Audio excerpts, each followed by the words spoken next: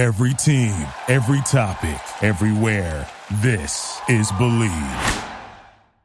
One gift that never gets returned? Trick question. It's 3 gifts: beer, wine, and spirits. And with Drizzly, you can send the gift of drinks right to your loved one's doors. Drizzly lets you compare prices from local liquor stores on a huge selection of beer, wine, and holiday spirits, then get them delivered right to that lucky someone's door in under 60 minutes. And right now, Drizzly is giving customers $5 off their first order. Just enter promo code JINGLE at checkout. Download the Drizzly app or go to drizzly.com. That's DRIZLY.com.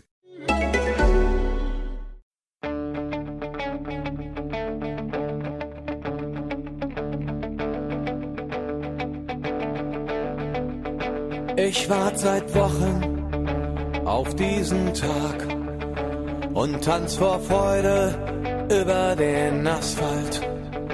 Als wär's ein Rhythmus, als gäb's ein Lied, das mich immer weiter durch die Straßen zieht. Komm dir entgegen. Hello and welcome to Gegenpressing, the German football podcast from the Football Grad Network. I'm your host, Bryce Dunn. We'll start off today, as always, by going over the weekend's results. So, on Friday night, we've seen the Eagles continue to soar with a fantastic 3-0 victory over Stuttgart. Things are looking very bright in Frankfurt, eh?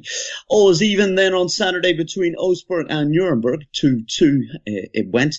Then, Manuel Veth curse continued for Leverkusen as it was 4-1 they got beat at home to Hoffenheim, eh? I don't know when that's going to stop. Hey, Schalke finally got out of the relegation zone with a fantastic 3-1 victory over Hanover. Wolfsburg and Dortmund. Yep, Dortmund still top of the pile. The only thing separating was a Marco Reus goal. 1-0. Things not so good for Bayern as it was 1-1 on Ribery's 400th record appearance. Not a happy day for him or the Bavarians. Late kickoff game seen Hertha Berlin 0 and 2 goals by Timo Werner, resulting in 3-0 to RB Leipzig. Great result there in the late kickoff game. Sunday seen Borussia Mönchengladbach 3, Düsseldorf 0. Düsseldorf were terrible. Final game of the weekend, we seen Mainz 2, Werder Bremen 1. Yep, Pizarro did it again in his 40s. Fantastic. Getting a goal, but not quite enough. So, we're back once again with a fantastic match day and plenty to talk about. Joining me, as always, is Chris Williams. Chris, how are you? I hear you're not too well.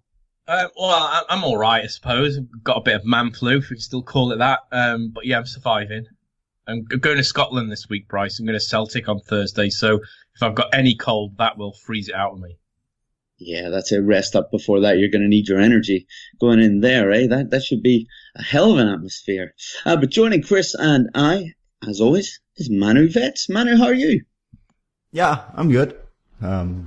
Busy weekend, but pretty good. How about you, Bryce? You all right? Yeah, not too bad. I went to a heavy metal concert last night to see Slayer, so I don't know whether I'm slightly hungover or slightly concussed, so God knows what might come out of me in the next hour. But joining the three of us, we have a fantastic guest on here in Jonathan Harding. Jonathan, thank you very much for coming on the podcast today. And just for anyone that doesn't know, shame on you, what exactly do you do that's related to German football? Oh, thanks for having me on, gents. It's a pleasure to be on a podcast with like-minded foosball people. So I appreciate the shout out and the opportunity. I've been working as a journalist in Germany for the last 6, feels like 7 years, covering the national team, covering the Bundesliga. Have strong personal ties to the country and the language. So yeah, it feels like a home from home. I guess probably more of a home than the one I was born in, considering the chaos that now reigns in that tiny island off the northwest of the European continent. Yes, indeed. Well, we're very excited to have you on today, Jonathan. And I suppose we may jump in because we were just discussing before we came on the podcast, didn't we? We have an awful lot of topics to cover. So let's just dive in. I suppose let's start with the Friday night game as we've seen Frankfurt win 3-0 against Stuttgart. Chris, what a fantastic result, and Frankfurt continue to dazzle, especially with that very exciting front three. Yeah, they were. They were excellent. This is a fantastic game to watch. But I might counter this, guys, with the fact that however good Frankfurt were going forward, Stuttgart were horrendous at the back. The second goal is probably the worst piece of defending I've seen all year. It's not only when I rewatched it. So obviously I watched it Friday night and I rewatched the highlight show earlier on today. And there was a great graphic on the Bundesliga World feed. There was nobody near him for 12 meters. You don't give that player that type of space. And it not only was no one near him for the first, it's when the ball comes out wide and it's clipped back in. It's horrendous defending. And Stuttgart got a really big job on there now to get anything back. But yeah, let's not take everything away from Frankfurt.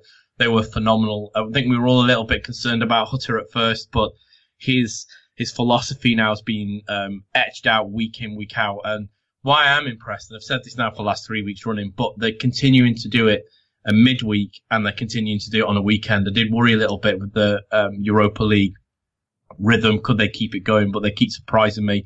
And they're playing, I might go as far as say they're playing the best football in the league at the moment, because I've seen Dortmund a few times and they're stuttering. Bayern we all know about, but Frankfurt are just so exciting. Watching them go forward, and every time they go forward, they look like they could score a goal. Yeah, they really do, don't they? Jonathan, we'll go to you. I mean, how impressed have you been with Eintracht this season? Obviously, with a coach change in the summer, people were suggesting that maybe they could struggle this year. Yeah, I think I was really worried at the start. I think most people were. I mean, Chris touched on it there. After that cup exit and their hammering in the Super Cup, I think a lot of people sort of thought, Frankfurt coming out of one of their best seasons in the club's history, winning the German Cup. Niko Kovac had done such a great job with that team, and Kevin Prince Boateng looked like a gamble when he was first brought in. He became one of the most important members of the team and the club, became a symbol for the team, became a leader. And I thought transitioning out of that's quite difficult. I mean, you lose one of your key players, you lose a head coach that had definitely taken you from very little to overachieving, really, especially with that cup final win against Bayern. And to follow up and be successful on the heels of that kind of season is very difficult, especially with a managerial change. And I thought, to begin with, doesn't look so good, but have to give them a lot of credit. The way that they've played in the last few weeks and the way that Hutter's been able to juggle the front three. And I think it's not always easy to handle players like Jovic, Rebic, Haller, Gesinovic, Müller. You know, there are so many attacking talents in that team that he has to get the balance with and give them the right amount of playing time and figure out the right kind of combinations. And he seems to have got the absolute finger on the pulse in terms of figuring out who to play when and where to play them, because it almost doesn't matter that they have their moments of wobbliness at the back, because there are so many teams in the Bundesliga that are susceptible to that kind of attack that they can just outscore opponents. And that seems to be the mindset going forward. Yeah, it leaves for some fantastic watching, doesn't it? And Manu, would you say that Rebic, Haller, and Jovic, possibly the best attack in the league? I mean, Chris suggested that might be the case. Yeah, I was a bit surprised when I saw them all three on the pitch, and I think that was something that people have been wondering about. There's so much attacking talent, and Jonathan is quite right. I mean, add Kostic to that as well, right? There's so much talent in that side. Course. Yeah, and it's to put it all in a squad is almost seems to be more difficult than anything else. And I think when they signed Hütter in the beginning of the season, I actually thought that was a very good decision. I remember writing an article for Fußballstadt on him and the work that he'd done at Salzburg and then Young Boys in Bern in Switzerland. And that he's very much an attacking-minded coach. And I think the one worry I had when I wrote the article was, how is that going to be compatible with a Frankfurt side that does like to attack, but also was very physical? You know, they've often been compared to Atletico Madrid, the German Atletico Madrid. And it's almost like a paradigm shift because Hütter lets them play football. And I think Chris is really quite right. They play some of the most attractive football. I saw them in Hanover a few weeks ago. Then just after that, what they did to Lazio, 2x4-1, right? The 5 goals by Jovic, they're very hard to contain. And then when I saw that he was playing all three, I'm like, oh, maybe that's a bit too much. And it worked. It worked really well. I guess, talented players there's always the question, are they compatible or not? But if you have talented players, they're always going to figure out a way to play together. And maybe, and I think that's an interesting debate. Maybe that's the best attacking three in the league at the moment. No. Well, now I want to hear who's better, John. Yeah. I think it's fair to suggest those three players. Yeah. But, you got to bear in mind the opposition that they've been playing. I mean, yeah, okay, the Lazio game is a fair barometer of where they're at. But, Chris makes the point. Stuttgart are not a team to be considered as a Bundesliga standard. And it wasn't so long ago that this Frankfurt team played Düsseldorf, who are quite clearly a second division team and will be relegated this season. Whereas I think Borussia Dortmund's attack, there might have been enough occasions this season where Lucien Favre's side have taken the entire first half to get going. But the way that they've played and the strength of mind that they've shown, I think I was at the Leverkusen game, absolutely crazy turnaround there. The fact that they scored 4 goals past their best defence in Europe. I mean, I think we can be impressed with this Frankfurt side, but I don't think we should be. Although I would say that they've also done it against a side like Hoffenheim, right? I think you have to take the long-term form, and this is the first time we've seen them all three play together, right? So I would say, you make a fair point with Dortmund. Putting four past Atletico Madrid is hard to beat. But, you see them as the result that, Frankfurt had against Marseille, and you saw Lazio, of course, had, what was it in the end? 3 players sent off. Maybe the judgment is still out, but I think they have a legitimate argument to say, this is probably the most difficult one to contain at the moment, if they all 3 fit and can play all 3. But, I think, Manu, I'm on the side with Jonathan there. Whilst I think they're the most exciting team to watch currently over the last maybe 2 or 3 match days. If you look at the strength and depth that Dortmund have got, Sancho, Brun Larsen, Pulisic, Wolf, Alcácer, Philip, they can Götze as well, Royce. They can just rotate whenever they want and bring quality for quality. That's like a whole unit of players. I'm just talking the 3 together, right? With Dortmund, of course, like attacking wise, they have a lot more depth. And they have a lot more. Yeah, but even if you took the starting 3, you took the starting 3, I'd still say that right now, Sancho, Alcácer, and Royce. All right. It's hard to disagree. I think. Everyone's entitled to their opinion, and we'll come on to the fact that some people aren't allowed their opinions later on in the show because Thomas Muller's wife, you're not allowed to opinion. But you can go both ways, but I think the fact that we're even having a conversation about Frankfurt having one of the most exciting attacks in the league is a huge credit to them. Yeah, absolutely. Oh, definitely. I think you're right there, Jonathan. If we just look at it, Chris, as the last 8 games for Frankfurt, they've won 7-0, and this in all competitions. And you did say that they're doing very well because they're playing in Europe as well. It doesn't seem to be affecting them in the league recently. But how far exactly can this Eintracht Frankfurt side go? When we look at the table, they're currently sat in 5th, and above them you've got, obviously a lot of competition in RB Leipzig, Bayern, Gladbach, and Dortmund. Obviously, could they possibly get into the Champions League? Well, that's a bit of a big ask. I think Jonathan's right as well. Maybe a bit of reality. Look at the teams they played and who they've been beaten by. Obviously, they were beaten by a high-flying Werder Bremen early on, then Dortmund.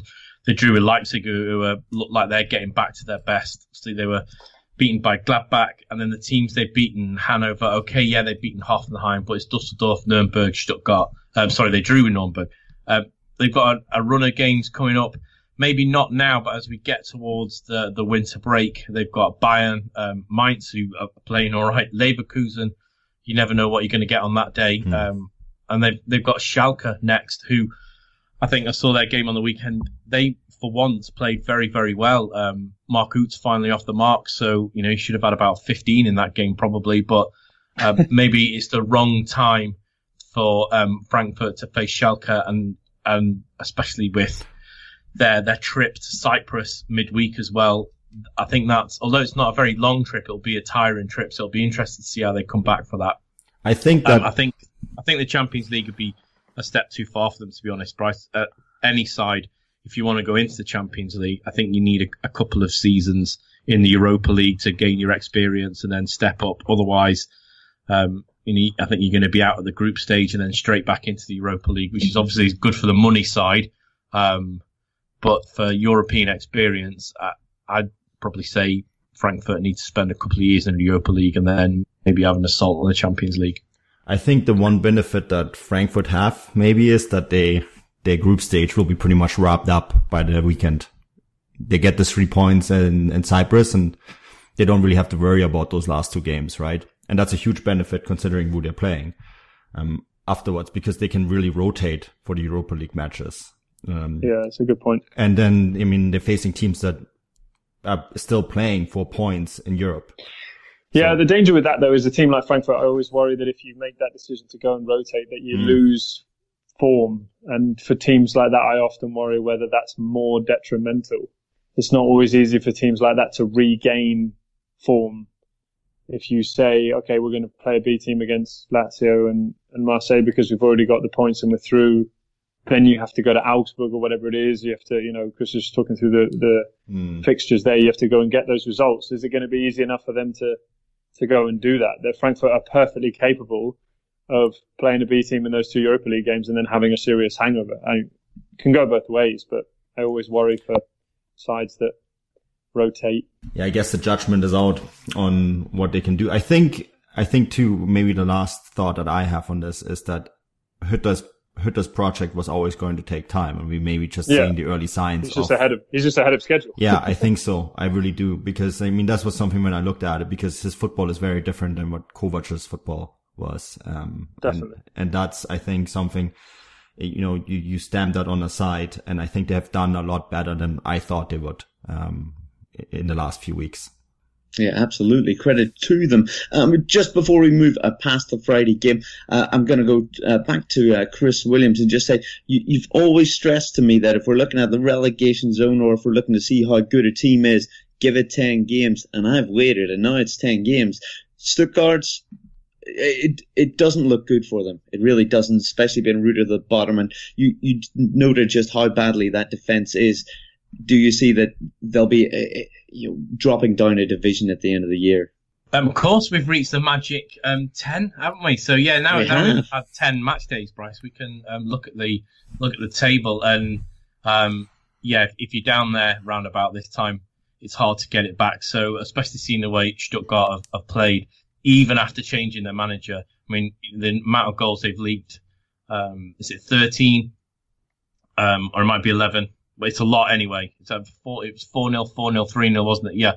So, and they've not even got a goal. I can't see where they're going to get a win. And their problem is even with the opportunities the likes of Gomez had on Friday night, he was missing them. Well, last season he was putting them away. I was in Cologne when they had an excellent game, and everything he touches was going in. So it's going to be difficult for them, like it was for Cologne last season and Hamburg.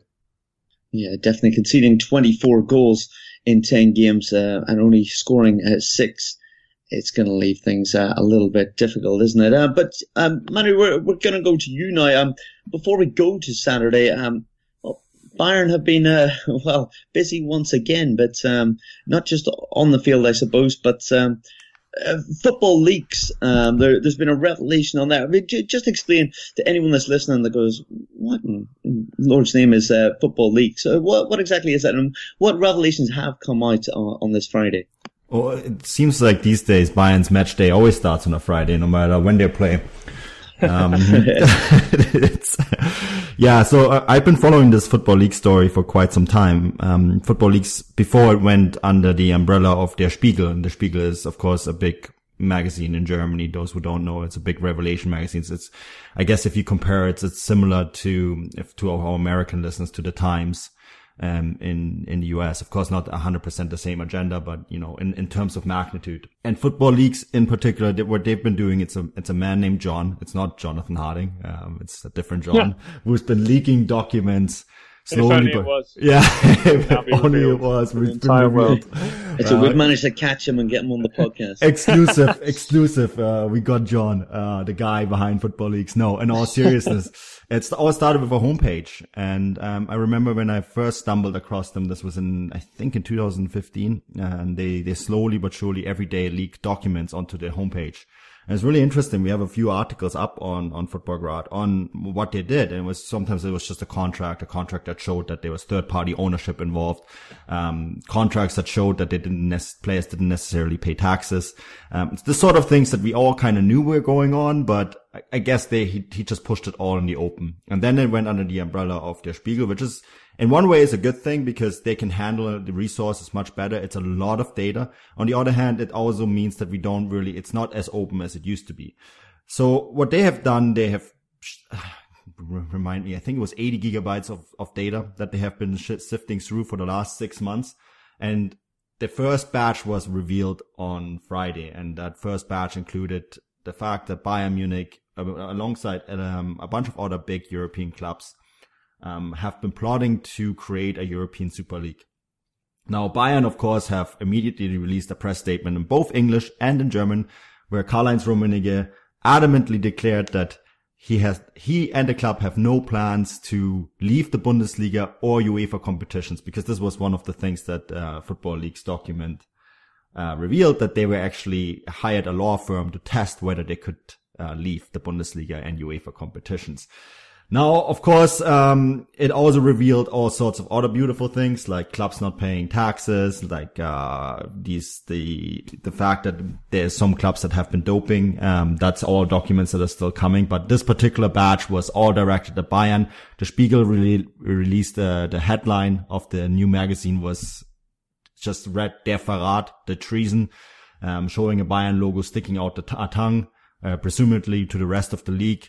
So, it's a mess in a lot of ways, and it kind of feeds into everything that's been going on, because I believe 2 weeks ago we were sitting here discussing the press conference where Bayern basically said, like, from now on we're not going to accept the way the media is treating us, right? So it's kind of like another blow for everyone who covers the Bundesliga, or the Bundesliga as a product in general, because there's Bayern doing Bayern things. And I think there's a lot to discuss on how Bayern thinks that they're kind of above everyone else. So yeah, I guess the floor is open to everyone to discuss this. I think, Jonathan, I know that you've been following the press conference 2 weeks ago. I know that over at DW where you work, you have been working a lot on, like, kind of retranslating the documents that have been leaked by the Spiegel and sort of spreading the word on it. So, I mean, this is such an attack on the foundations of German football, I feel. Yeah, I mean, anything directed towards Bayern Munich is an attack on German football, because Bayern Munich make up such a large part of what German football has become, especially in the modern era. I thought it was also interesting that quite large chunks of that article focused on the Super League and Rummenigge's desire to explore the idea were quite direct attacks at Rummenigge himself. His role as the former chairman of the ECA, the European Club Association, where he's supposed to be encouraging a fair market, if you like, for all clubs, so that the gap doesn't widen too much, is all the more astounding in light of these revelations, because it effectively suggests, with fairly strong evidence, that at the same time of saying, yeah, we're in conversation with UEFA, we're also talking to the ECA teams about how we want to move UEFA competitions forward and how we want to deal with it and make it more competitive. He's also sending off Bayern Munich's attorney to check the legal possibilities and the loopholes into creating a Super League. I mean, it's genuinely, I think the saddest thing is, I'm sure you feel the same, and correct me if I'm wrong, or you all feel the same, it's not really that surprising that the richest men at the top of the sport are exploring ways in which to make more money. It's desperately disappointing and sad, because I think the sport that a lot of people love around the world, especially at this level, is constantly being exploited. But I wouldn't say it's surprising. It doesn't surprise me that Bayern Munich have this opinion that they're better than the league. Their protests in lieu of this evidence feel very templated. They feel very, well, we've got to say this, so we're going to say this.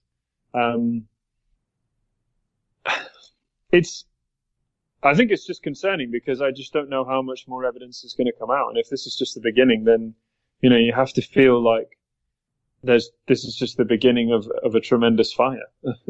And, worse is to come. I think. Yeah, I mean, maybe just to add, mean that Bryce, it's because definitely going to happen.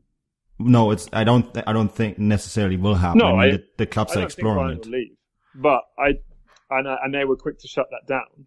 But the fact that they thought about it and the fact that they explored the possibility is enough. And if I was a Bayern Munich fan, I'd be furious. I mean, they protested this at the game. I think there was a banner that says, "Oh, Deutscher Meister is not enough for you anymore, huh? Winning these titles isn't enough. Only being Deutscher Meister." And I think that's a real problem. This constant conversation and all of these new football leaks that come out is intriguing. But the entire time, the one thing that rings true for me or that resonates the most is that no one is ever discussing the fans. Yeah. And they are totally abandoned. It's like a it's like a phone contract where I find that the new companies are always looking at ways to reward new customers, but they completely forget about the people who've been there since day one. And it's remarkable. It's, lots of people who are coming to football, who are arriving now and watching the Champions League and are excited by Bayern Munich or Real Madrid or whatever. This desire for a Super League on paper to many people does appear very appealing. Why wouldn't you want to watch Real Madrid, Bayern Munich every week? That'd be super exciting. But the truth is that there are also a lot of people who have been watching Bayern Munich for 20, 30, 40, 50, 60 years. And it's almost like they don't matter. And, I'm using Bayern Munich as the example here because they are at the heart of this latest revelation. But you can use this example for a number of different clubs. You could say the same about Manchester United. You could say the same about Real Madrid. The people who've been there a really long time almost seem to be neglected. And I think, the Football Leagues thing just shows that we live in such a capitalist world that the people at the top are still looking at ways to make more money. And these are people with more money than most of the people around the world. And that's what's so frustrating. You could use that money to develop grassroots programs, to, create better academies, to promote the league in different ways, to create a level playing field, whatever it is. You could use that money for positive ways, for positive plans. And yet the desire is to just make more. In light of the television deals that we've had in recent years, it just blows my mind. And it's also telling the statement that Gellinger, the marketing manager or the lawyer that tested the waters, he said it's all about marketing. Sorry, Chris. Didn't he say that thing where he said, if there was a Super League, that would involve brands playing against each other. And of course, Bayern Munich, as one of the top teams in the world, could not be involved in that. That is the death sentence. You're talking about brands here. Yeah. And any football fan who's been a football fan for long enough will say brands is one of those words that you just jump away from. Because if you're going to start diluting football club with brand, then you're already talking about the beginning of the end. Yeah, this is no shock to me. And I think it's no shock that it's come out in the same week that La Liga hired a marketing firm in America to create a Twitter account to bring us the game, obviously bring US the game. They want to take a competitive La Liga fixture. I know this isn't a Spanish podcast, but it fills in. This is the way football's going. Yeah. They want to take a competitive Spanish fixture onto the continent of America, onto a different confederation of FIFA's continent, and play a competitive fixture. Well, how does that stand for the fans of both sides of the clubs that it's going to happen to? Now, I know the NFL does it, but every time there's an NFL game at Wembley, I think, why is there an NFL game at Wembley? Why is, I don't even know NFL teams, so this might not even be a real team anymore, they might be defunct, but why does Seattle Seahawks playing at Wembley? What's Wembley got to do? It's all about making the brand bigger. Yeah, it's exactly that. And I cannot imagine anything other than an NFL team coming in the next 5 years. And that's simply as a result of product placement. And there are a huge number of NFL fans in the United Kingdom as a result of that promotion and those games in the last few years. And you can be sure that the NFL is making a tidy sum in terms of the promotion. And Wembley, in turn, one of the biggest, greatest football stadiums in the world, to maintain it as a result of renting it out. And you get into this horrible situation, as you said, Chris, where it literally just becomes about brands and it becomes about money. And there's very little consideration. Now, you can go down the route of saying, oh, but what about all those NFL fans in London who love seeing those games? And I'm an NFL fan, but my team plays on the West Coast. They will never come across because the distance is too far. I've been to one of those games. I think it was 3 or 4 years ago in London, and everybody comes. It's a great occasion. But, you ask those Falcons fans, or you ask those Jaguar fans, how do they feel? Well, I don't know. It cost them $200 a go when they're at home normally. So are they really going to come across the Atlantic? Yeah. But that's not what they're interested in. They're not interested in that fan base back at home, as you were saying, Chris. That's not what they're about. And that's what this danger is with the Super League or with the Spanish League going to America. It's just a move away from the people ultimately who have made football clubs what they are today. If fans don't go to the stadium and they don't pay for tickets and they don't buy the shirts and they don't support the club and they don't talk about them and generate interest about them online by talking about them, then nobody would watch it. Then there wouldn't be massive deals. So this move away is so fascinating because it seems to be neglecting the number one core people of the sport. The customers. And that's it. They're the ones the customers. They're the ones that get exploited. We see it. We see it all over. You see it a lot in the Premier League. Liverpool, my side, are great at it. They're plastering pictures of the Kop everywhere. You come and experience the Kop. Well, it's diluted. So you go to a Liverpool home match now, and it's pretty poor unless you go on a European night. It's a library gets taunted week in, week out because the working class people, and I know it's not a class game, but in essence it was a game devised by the working people to let off steam at the weekend, and those people get priced out of the game, and all of a sudden we're back to brands. You've got Manchester United Football Club, not Manchester United Football Club anywhere. It's Manchester United Football Club. It's been binned off the badge, and it is a brand. It becomes a brand, and all that these 16 teams in conjunction with Bayern Munich, all they're going to do is go into a one-off league, which I don't think would have any promotion, because I did read there was a second division that Atletico Madrid and Borussia Dortmund in. I can't see them maybe agreeing to that, but we'll wait and see for some more leaks to come out. And very much with you, this is the tip. And I think for the likes of Bayern and Rummenigge's press release, and also the press releases from PSG and Manchester City, I don't quite think they understand what the term leaks mean. This isn't made up. These are documents that have been seen and leaked. For you to come out and say, actually, there's no relevance, this is all made up, I think you're just going to end up with egg on your face afterwards. I think there's one positive though, and I think that's maybe a big difference between the Bundesliga and German fan culture and the rest of Europe, was the pushback that we saw this week. And we've seen really hard pushback from the fans on a number of things in German football in the last season and a half. I mean, how many podcasts have we done now where we said like the German fans in this city protested about this or did that, and the pushback. And I mean, Bayern fans, I thought it was really good the way they pushed back on this, and they've been pushing back on a number of things. And the fact that their second jersey is a mint green in order to appease the sponsor Qatar, right? That's really what that mint green shirt is about. And then all the posters that they have, paragraph number 1, we play in red, right? Because any other color, especially if they add blue, there's another team in Munich that plays in blue, by the way.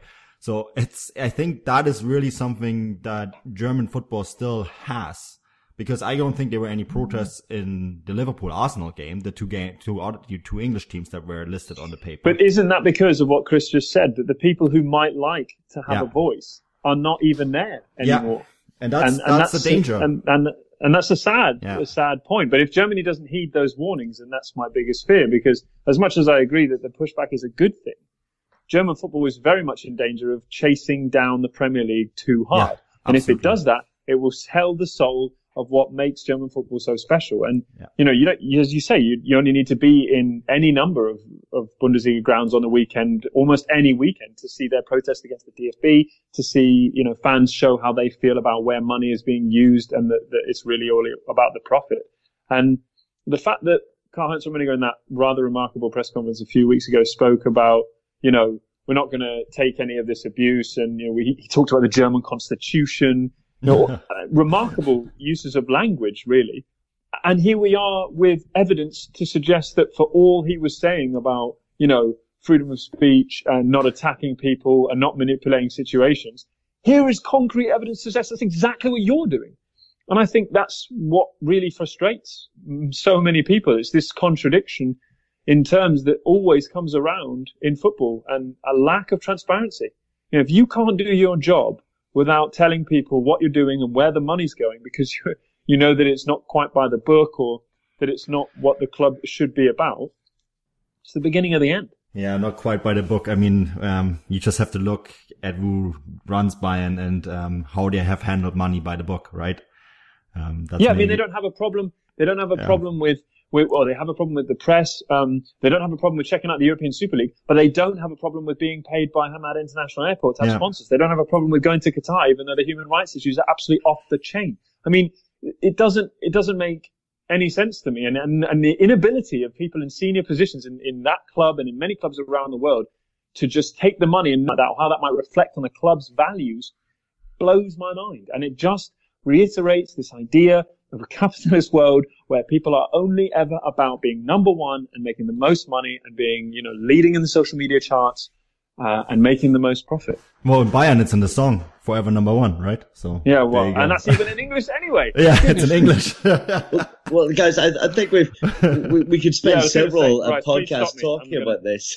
It could keep up, and I think you took the words out of my mouth, or the description, Jonathan, in number one. You know, these people are thinking of number one. But anyway, number one will be playing number three next week when we see Bayern taking on Borussia Dortmund. I feel we're going to have to touch a little bit on that, as we've seen Dortmund win once again this weekend away to Wolfsburg, but we've seen Bayern draw 1-1. I don't know about you guys, but when that equaliser from Freiburg went in, I was hearing a little bit of Simon and Garfunkel playing in my ears. But we'll maybe not discuss that in any more depth. We don't want anyone to get banned from the buffet. But yes, Chris, we see the two sides play each other next weekend, don't we? The last time Dortmund were actually above Bayern in the league when it came into one of these games was 2011-2012 season, and that is when Dortmund won the league. It's going to be exciting, but you know, is this Dortmund's time? Well, we'll have to wait and see on that. But I don't think they'll have a better opportunity than they've got at the moment. Bayern look.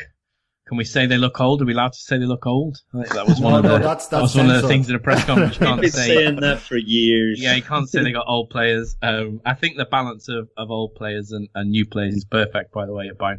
So let's wait and see. But I mean, if you're Lucien Favre and you're Borussia Dortmund, especially coming off the back of that result against Freiburg, you've got to fancy your chances. The only thing I will say is, having watched Dortmund closely, obviously last weekend, this weekend, and a few weekends previous to that, is they need to really start hammering home the chances. They're letting too many chances go.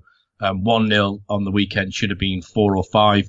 2-2 last weekend should have been 3-1 at one point, and that game's killed. So they'll have to take the chances against Bayern, but you'll expect them to be massively up for that. And I think the way this game goes, normally it's a very, very close game. I don't think we're going to see a 4-3 or anything, Bryce. I think if Dortmund can take the opportunity that comes, they should be okay on this particular one. But what's going to happen to Kovac? You think this will be a massive loss if it happens? I don't think he's going to get sacked, but I think the Yellow Wall Pod will be pushing out some more fantastic black and white videos. Yes, I'm sure they will be. Jonathan, I mean, if there's midweek games, obviously a rather large one for Dortmund and playing Atletico Madrid. I can only imagine Madrid will want a bit of a payback from the last time. But things are looking good for Dortmund, just as Chris said. Do you believe that this is their time? And if not, if Bayern manage to pull this one off, it really sets it up, doesn't it? Going closer and closer to the winter break. Yeah, and I think that's quite nice. It's the first time in a long time. I don't know how you guys feel, but it feels like a genuinely big game again.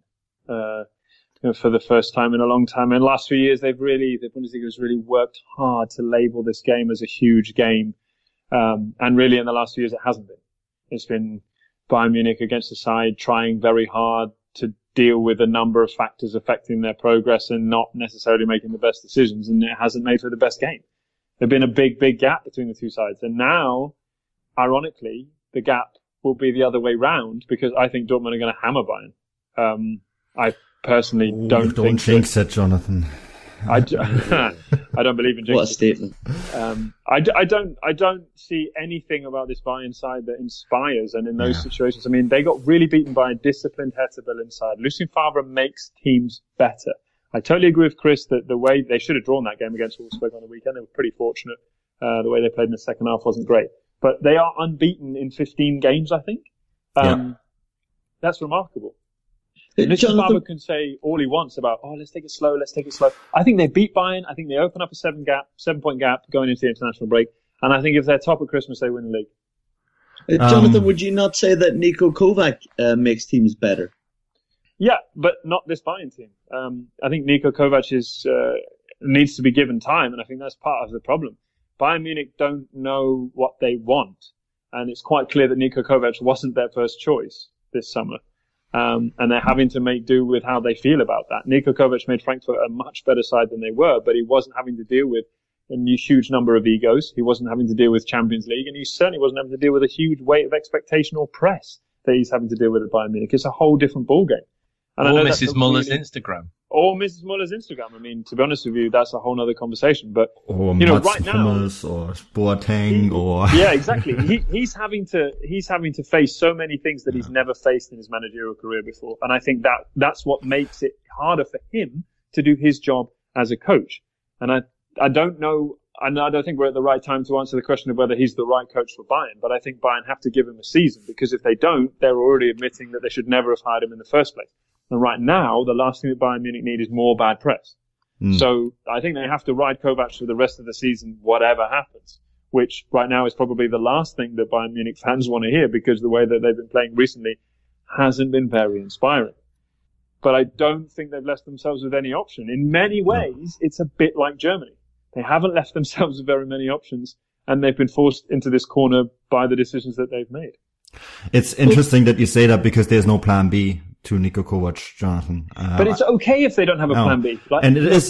Time they didn't. I think if they reach the Champions League this year, I think, as long as they don't fall, we have seen that in the past, right? Where they made a bad coaching decision, and Jürgen Klinsmann, for example, where it wasn't about them winning the title. They had to rescue themselves into the Champions League.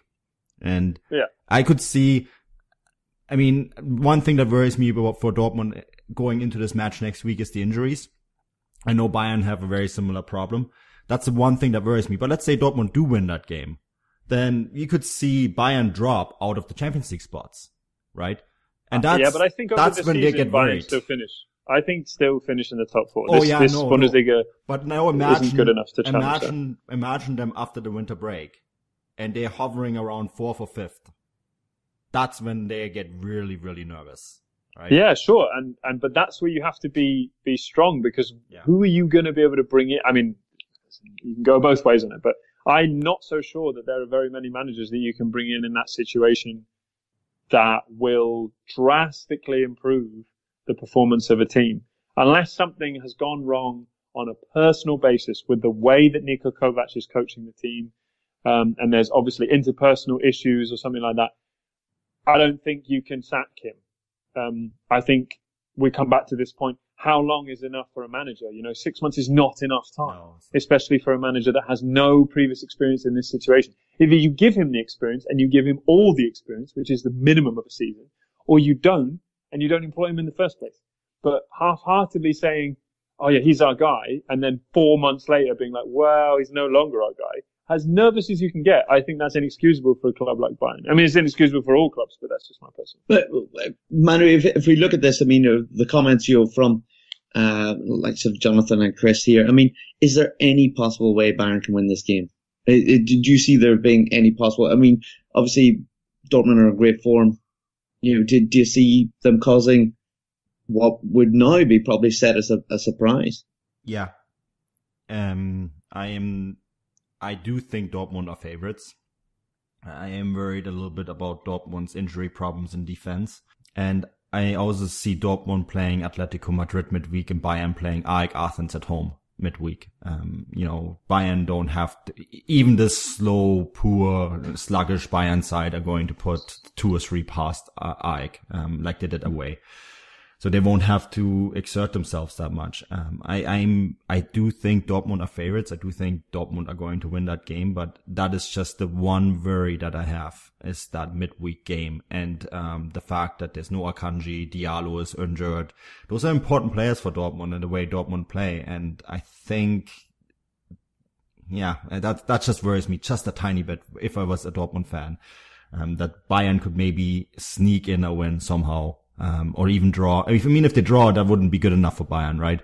But, I can definitely see them pull something off. I don't think it's likely, but I could see it.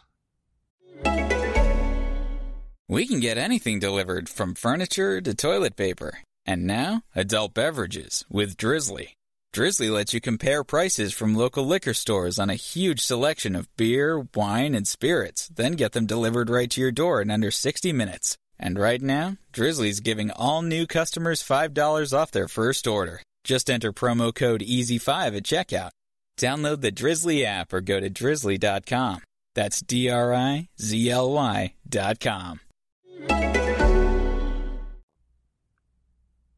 Well, guys, I think that more or less does it. Covering into Klassiker. Oh, it's going to be interesting whatever way it goes. Oh, but, you said the K word. It's banned. Oh, sorry, guys. I suppose we'll not see you at the buffet. Let's talk about some of the other teams. Go on, Bayern have had enough today, haven't they? The Bayern fans will be, I was going to say happy, but they're probably not, all the comments we've just said. Let's talk about Gladbach. Sitting in second, Chris. They've recovered after losing to Freiburg last week. They got back to winning ways against Dusseldorf today. I have a feeling that you're probably going to say regarding this game a little bit what you said about Stuttgart, in that the opponent that they came up against were not very good, were they? But nevertheless, they're sitting in second. I mean, credit to them, right? Yeah, I mean, the only problem Gladbach have got is, again, you don't know what Gladbach side you're going to get. So they've dropped points where maybe they shouldn't have done, but I think they're playing well under Dieter Hecking. Can they continue it? I think Gladbach, Frankfurt, and I would have said Werder Bremen, but even they're beginning to tail off now. Can they keep that early season form going? Werder, no. They've sort of plummeted. They were second at one point, weren't they? And they've dropped down to 6th now.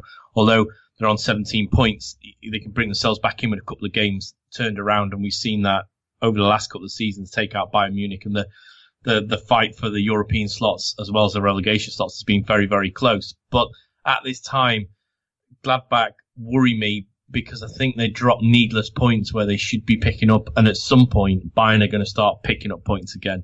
Leipzig are going to carry on the way they're going and carrying on picking up good points, and we're seeing Frankfurt are on the rise, and Gladbach worry me a bit that they could be the next Bremen, just slipping down the table a bit. But don't take the result away from them. But look at who they played.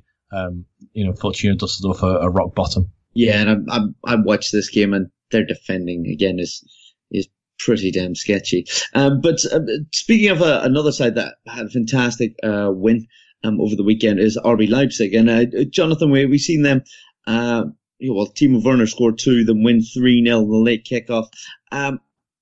Do you think that they're the most likely side to kind of get into a Champions League spot, and also maybe challenge the usual top 2 in Dortmund and Munich?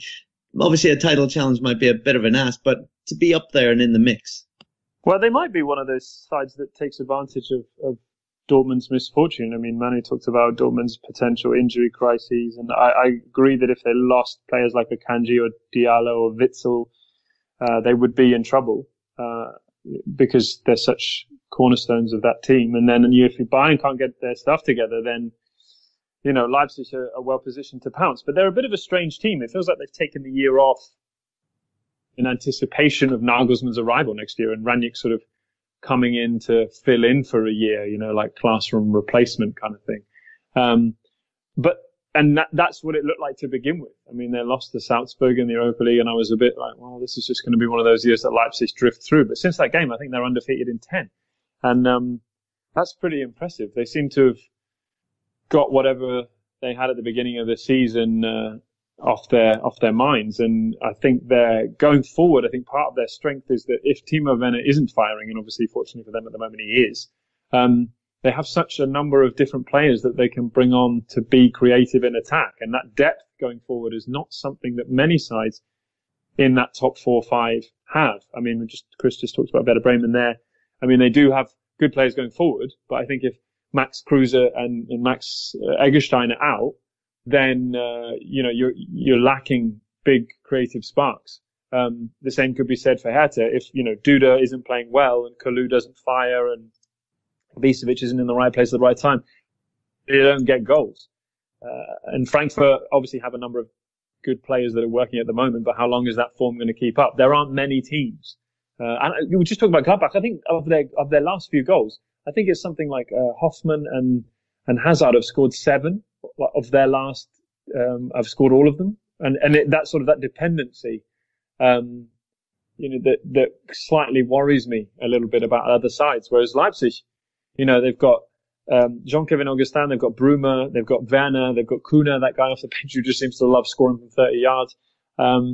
It gives them a number of options, and obviously they've settled under Rangnick, and there's no reason why not. They have a tight defense. They've got the best defense in the top 6, 7, 8, 9, 10. So I mean, I wouldn't count them out, but they're perfectly capable of dropping again and going towards a fairly interim year. But it could surprise us all.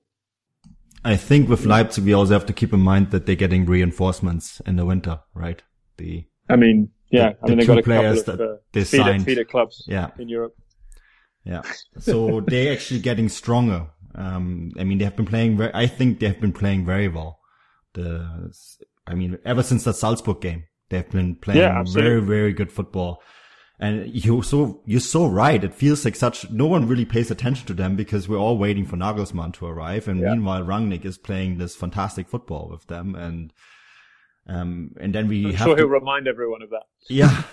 It's sort of like, boys, I'm a pretty good coach. I pretty much know what I'm doing. And he's showing that. He's a lot more flexible than what Hasenhüttl produced, because with Hasenhüttl, when I did a preview for Leipzig last year, I always knew it was 4-2-2-2 every game.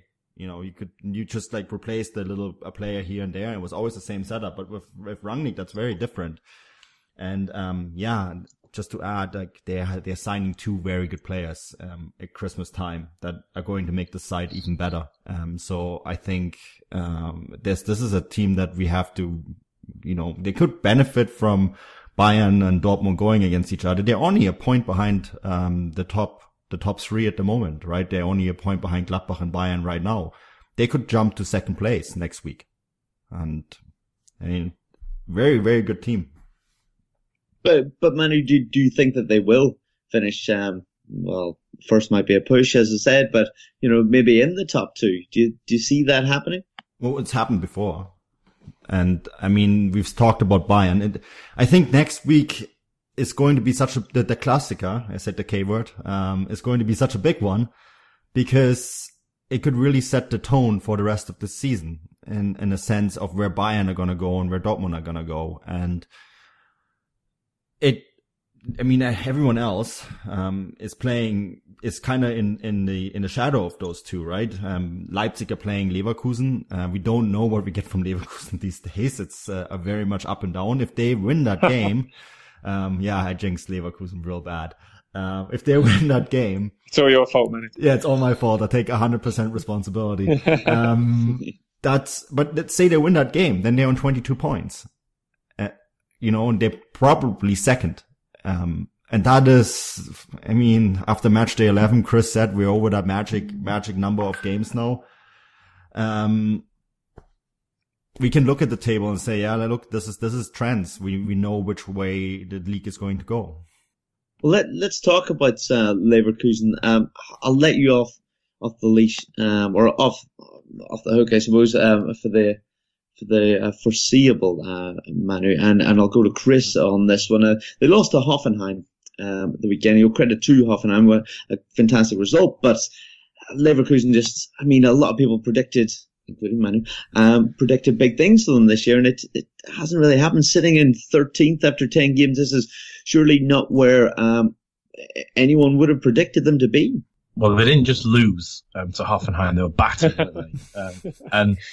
And Manu's proclamation at the beginning of the season that Bayer Leverkusen will be champions is looking like the worst shout ever.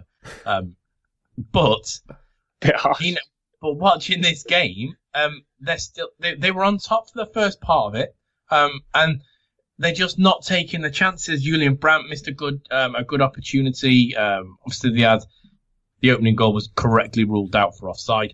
And although they would have been off to a flyer, but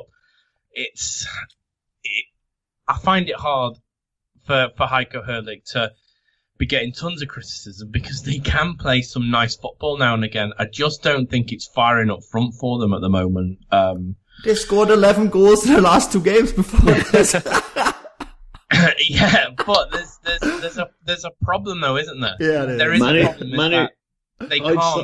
They can't defend either. But when it seems to be that when they're on a good day, they're smashing the goals in. But when they're on a bad day, not only can they not score, but they can't defend. Like this game on the weekend, they couldn't defend. Hoffenheim tore them apart. And not only did they tear them apart, they smashed 4 goals in against them as well. So It's not like they're getting beat 2-1 or 1-0. It's when it's not going right for them, it's not going right. But then occasionally, they'll put a fantastic game out of the bag like they did in the Pokal.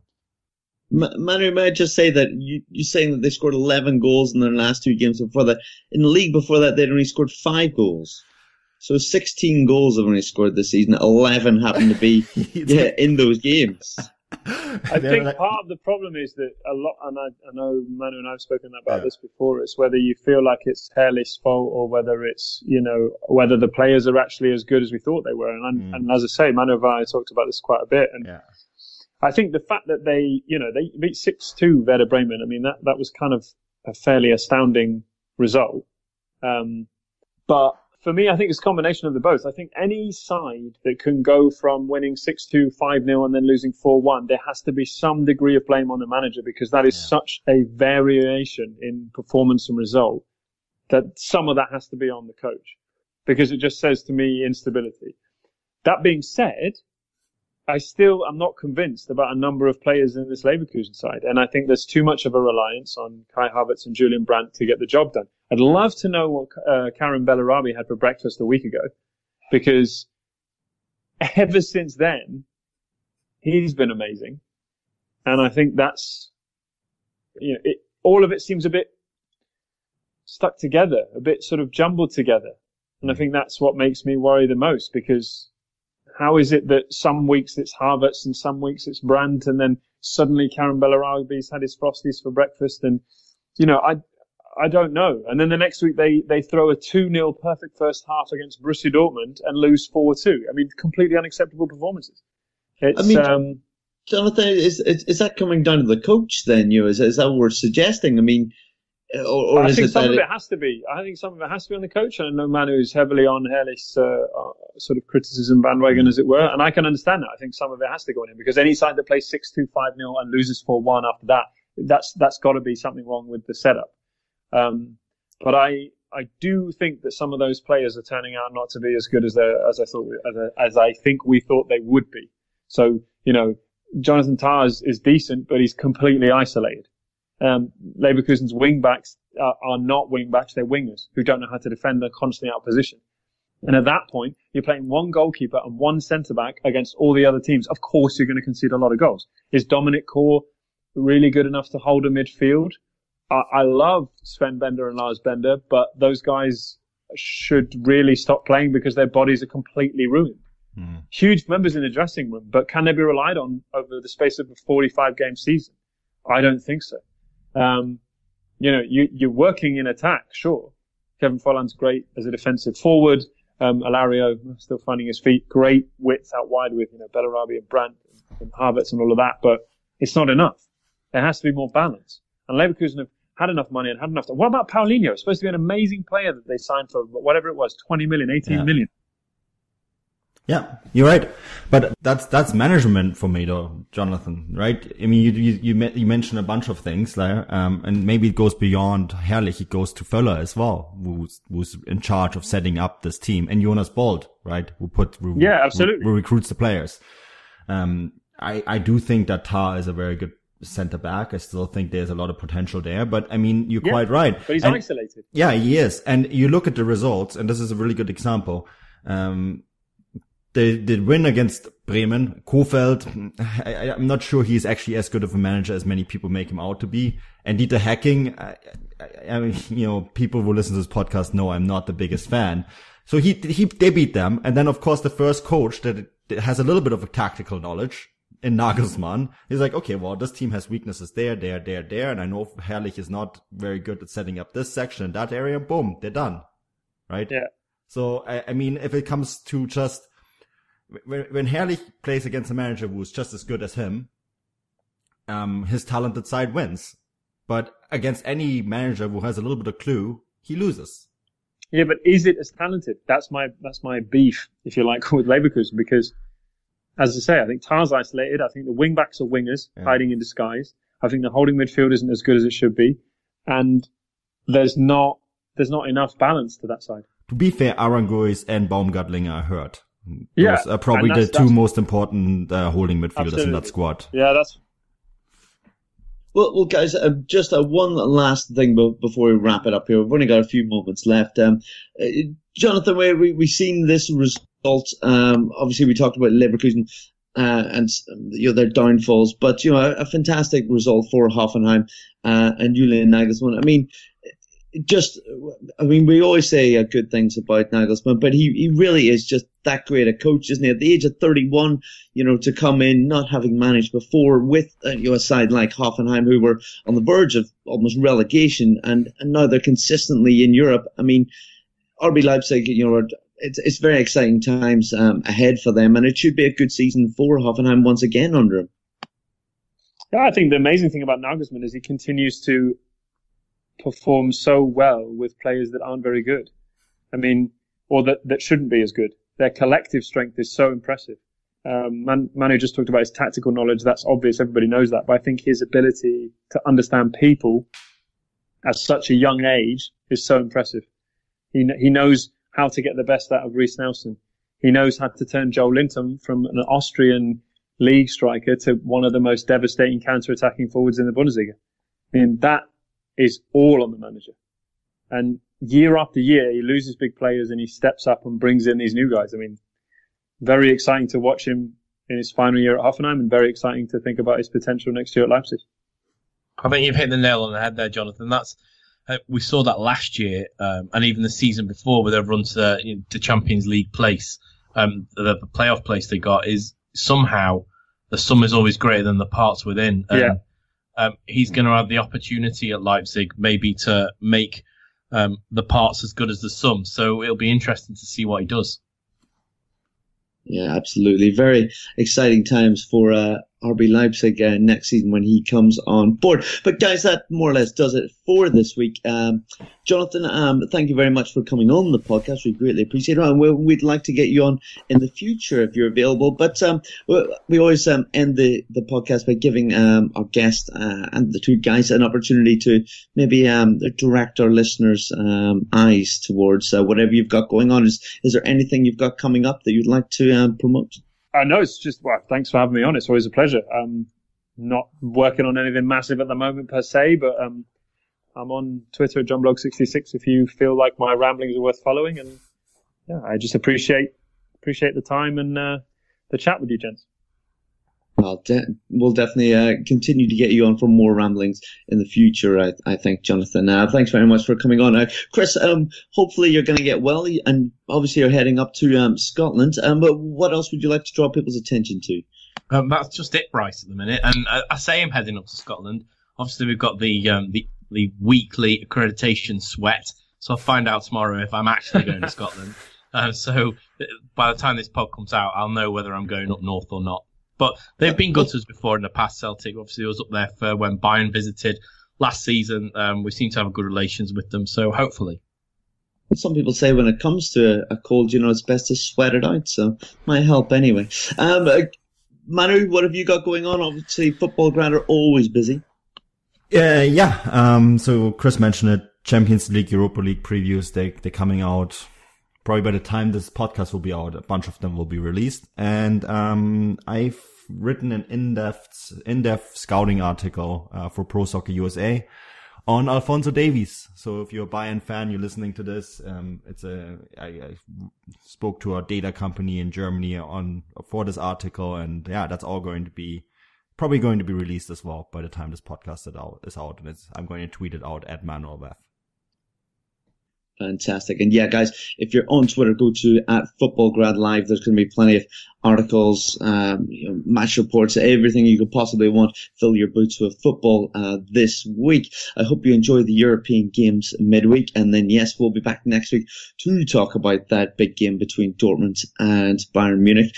Very, very exciting, eh? What way will it go? I've been your host, Bryce Dunn. You can follow me on Twitter @BryceDunn11. We always appreciate you tuning in, and we say thanks once again, and auf Wiedersehen.